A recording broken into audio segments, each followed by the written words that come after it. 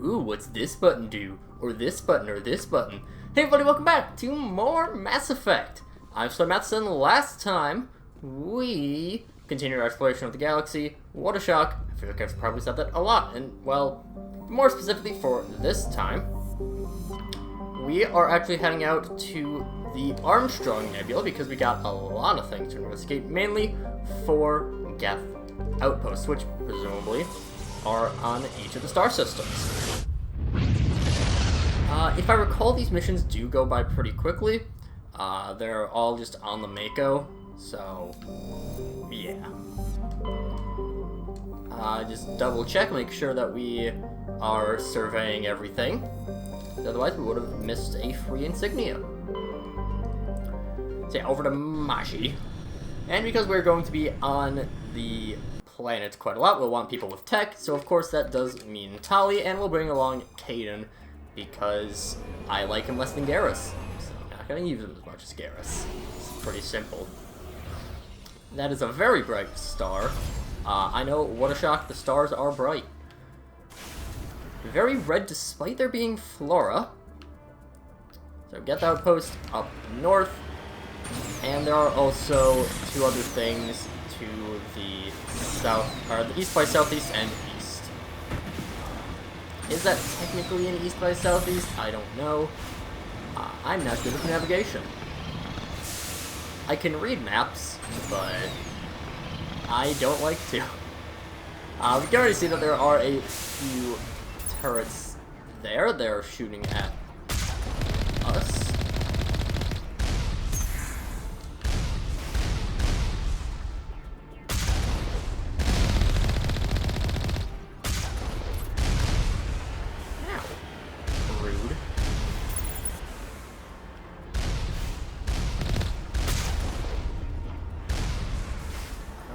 Oh, there's still some up there.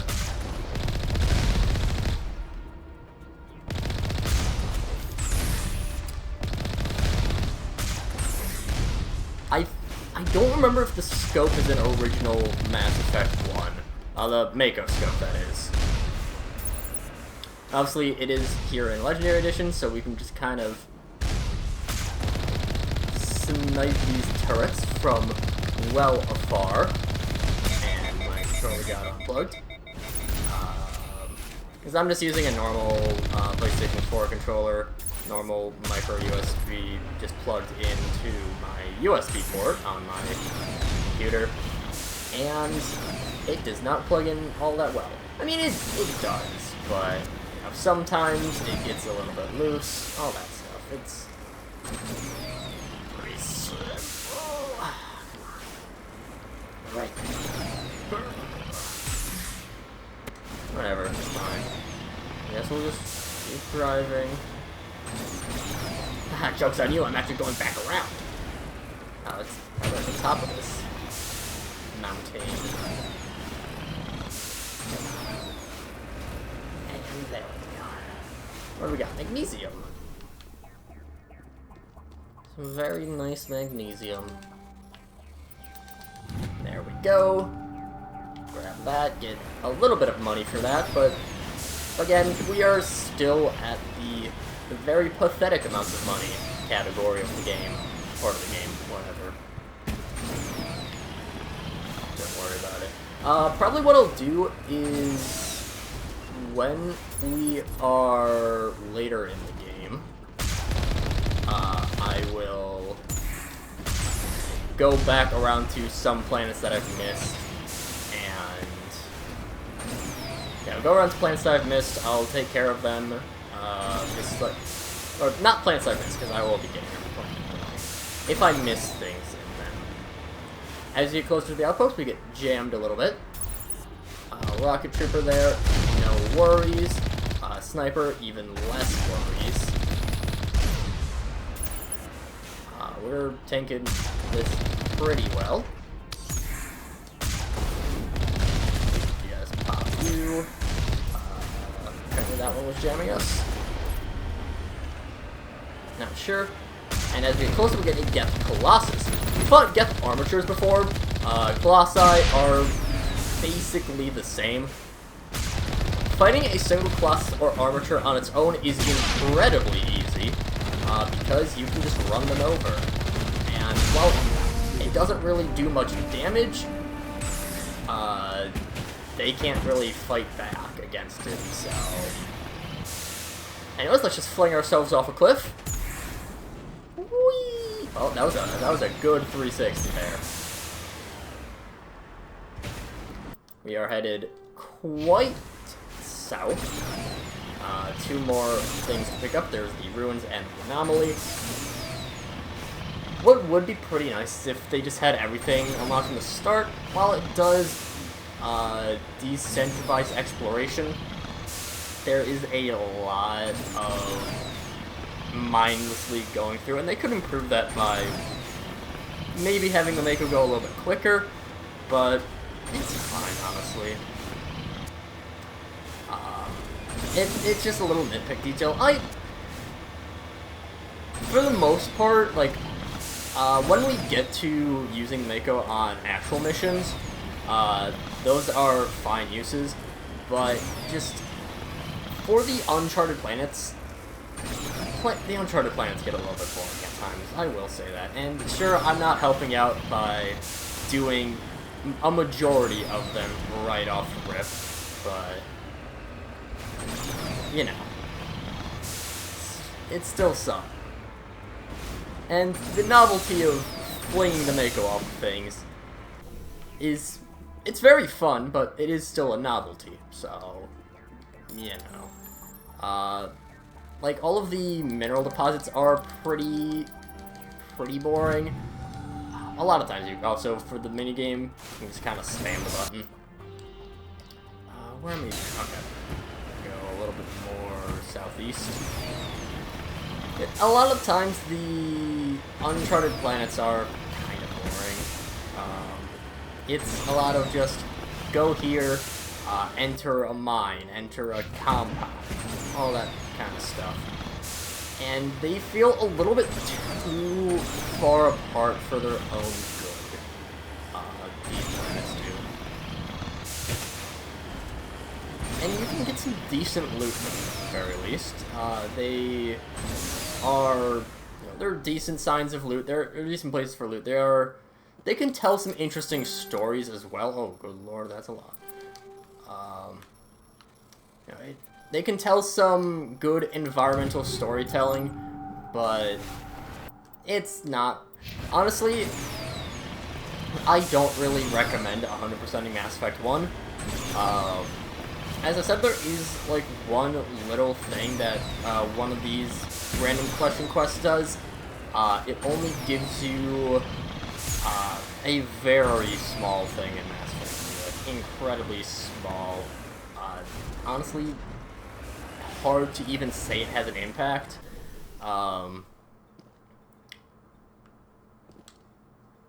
Yeah. For the most part, this game is... In most playthroughs, I would recommend doing a decent bit in Mass Effect 1, not 100%ing it, and then not really returning to it. These games do have some excellent replay value, just as a whole, but the game as a whole has some good, the series has some good, that's probably a bit better of a way to say it. The series has some very good replay value. Mass Effect 1 technically has the most, and it has the most things to do in it for replay, but it's really boring. Just straight up, it's really boring.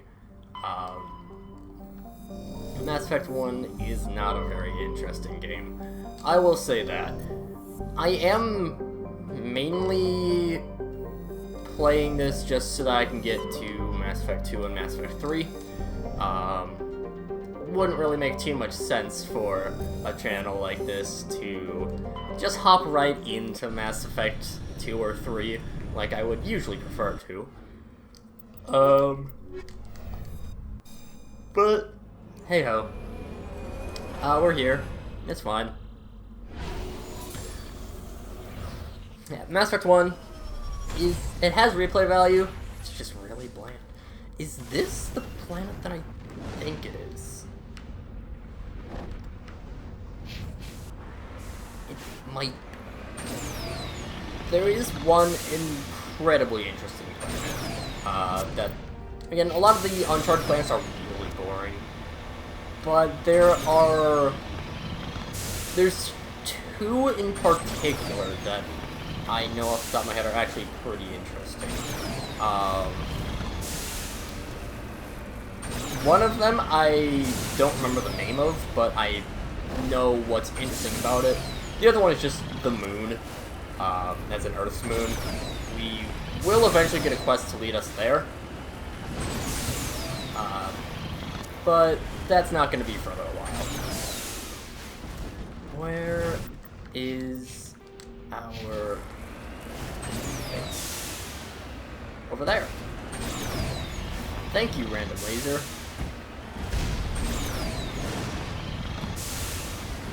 I don't think this is the planet that I am thinking of as incredibly interesting. This one, it just has a bunch of normal Geth. All this outpost does. It'll probably, I assume it'll drop a Colossus.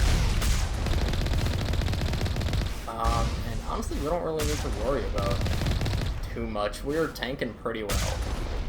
Mako can never be upgraded. Mako is just always the same Mako.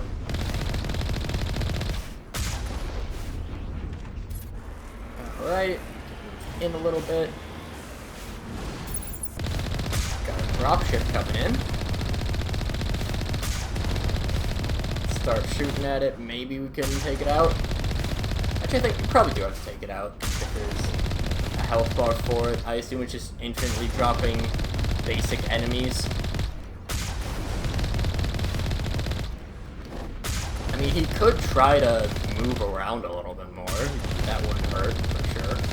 Also, maybe it's just because I haven't played too much Halo. It's giving me very Covenant vibes from the ship's appearance. And shock troopers, not a big deal in the slightest. We're actually leveling up quite a bit in this. Level up. Between episodes, I got my charm up, and I also maxed out the Spectre training. Oh, there is a mineral. Hello, Mr. Mineral. Drive on up.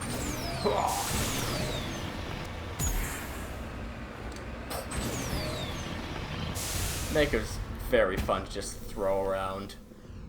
It's, objectively speaking, it's not great, but it's just so fun to throw around. Why are we pulling out guns, guys? There's no need for that. The Geth are already dead. And we still got a lot of things out towards our west.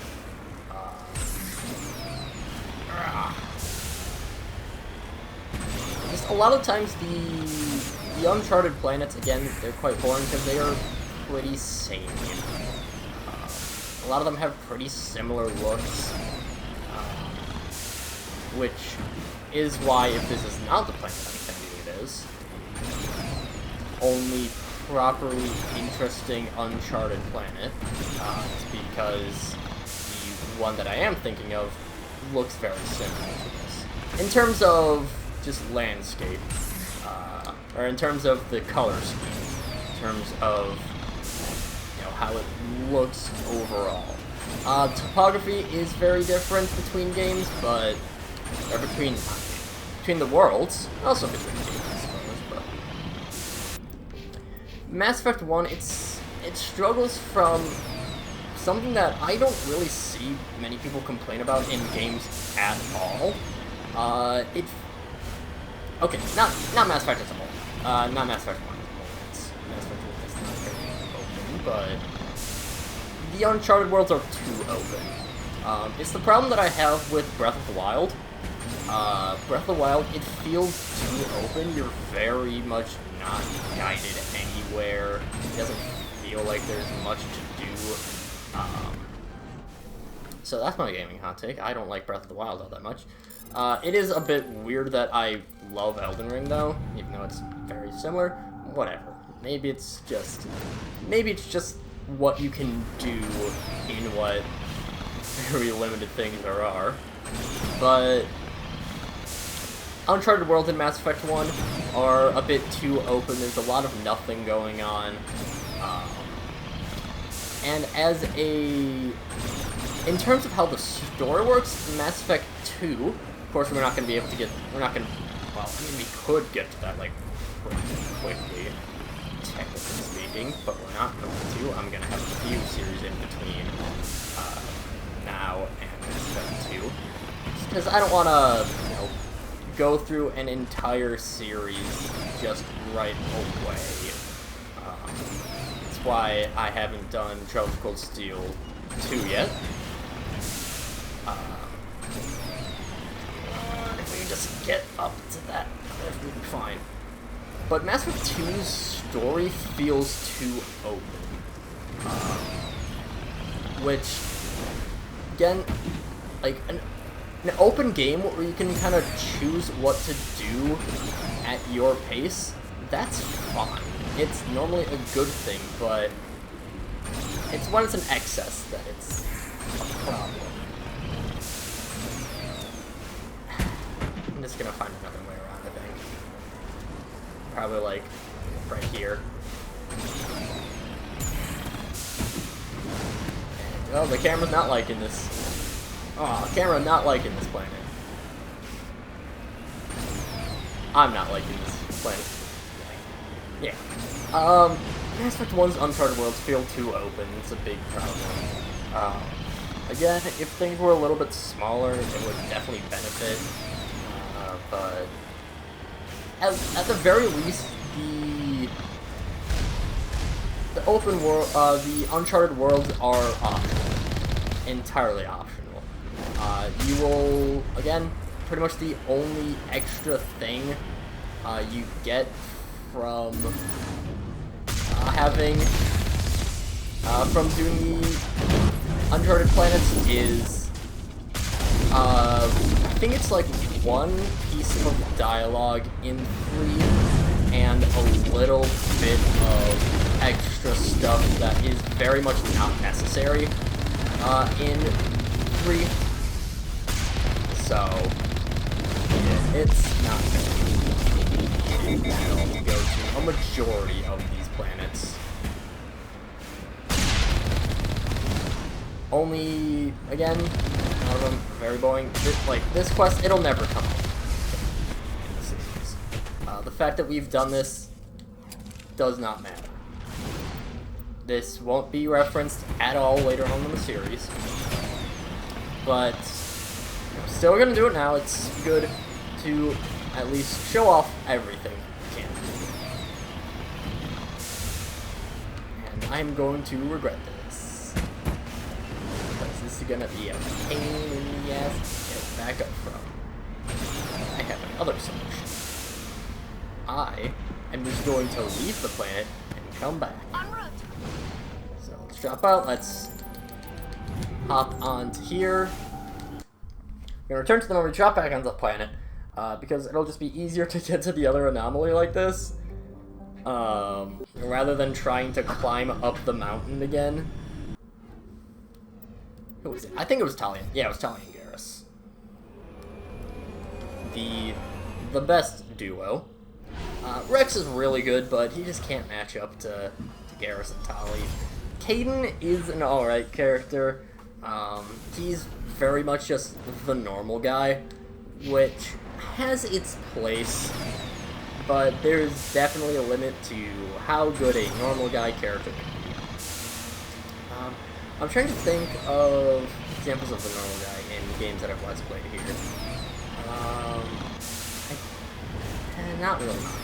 I guess Gaius is kind of the normal guy archetype in Trails of Cold Steel. He's just kind of someone that is there, he's just by the books. Again, just a normal guy. Mishima kind of is that. there's none of the party members in Persona 5 really feel like they're just the normal guy. They all have their well-established niche. And I better not be falling over down. No. Yeah, Joker, you can make Joker the normal guy, but that's boring. I would rather have Joker be an absolute weirdo, which, whenever I get around to playing Persona 5 Strikers for the channel, I will definitely be making Joker very weird, because in Strikers, Joker can be real strange. Joker here is a fun character, but not one that we will... we're not gonna see the real charm of his character for a while yet. He really shines into it. Urgent message from Alliance Command coming in. I'll patch it through. Shepard, this is Admiral Hackett from Alliance Command. We've got a situation here, and you're the only one that can handle it. What do you need, Admiral? There's an Alliance training ground where we test weapons and technology in live fire simulations. One of the VIs we use to simulate enemy tactics in the drills is no longer responding to our override commands. It's gone rogue. Are you telling me this computer is thinking on its own? We're not stupid, Shepard. This is a virtual intelligence, not a true AI. It's not self-aware, and it can't access any external systems. We didn't do anything illegal here. Virtual intelligence support is critical to our military success. VIs process thousands of status reports and react in nanoseconds. No human can do that. We need you to fight your way through the training ground of the VI core and manually disable it. Can't you disable it remotely? Our fail-safes aren't responding. The VI operates on a closed network. It can affect any external systems, but we don't have any direct access to its processes. We could bomb it from orbit, but the damage to the facility would be catastrophic. We'd prefer to have someone shut down the core. Someone like you. I know Spectres answer the Council, but you're still human. You're still part of the Alliance military, and right now we need you. The VI controls all the facility's weapons, drones, and automated defenses. You're the only one that can pull this off, Shepard. Good luck. I believe that is the mission on the moon. Yes. Okay. So, yeah, we still have 2 more to go, plus the Horsehead, 1 more Nebula, followed by that, and then we'll move on to our main story finally. So, it'll be like episode 22 that we finally start going on to a main mission, but until then, see you guys later.